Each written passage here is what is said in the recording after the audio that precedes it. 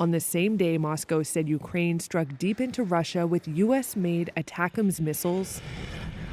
President Vladimir Putin lowered Russia's threshold for a nuclear response to be able to respond to a broader range of conventional attacks.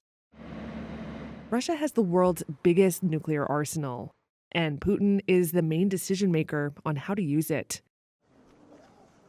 The change was published on the 1,000th day of the war in Ukraine and drew swift rebuke from its president, Volodymyr Zelensky. Especially this day, they presented nuclear weapons strategy. Why? They didn't present peace strategy. Did you hear it? Did you read about it? No, of course. Of course, nuclear weapons strategy. Putin wants war.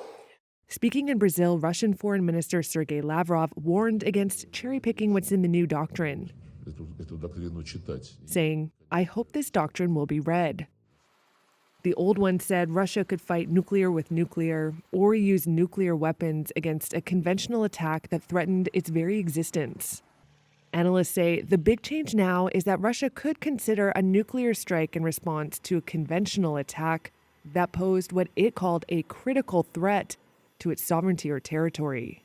Together, Russia and the U.S. control 88% of the world's nuclear warheads. The U.S. National Security Council said it had not seen any reason to adjust its nuclear posture.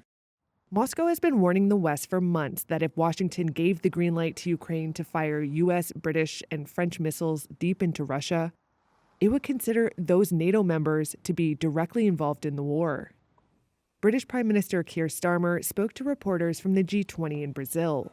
There's irresponsible rhetoric coming from Russia, and that is not going to deter our support for Ukraine. Moscow's forces are advancing at their fastest pace since the early weeks of the conflict, with some Russian and Western officials alike saying the war could be entering its final and most dangerous phase.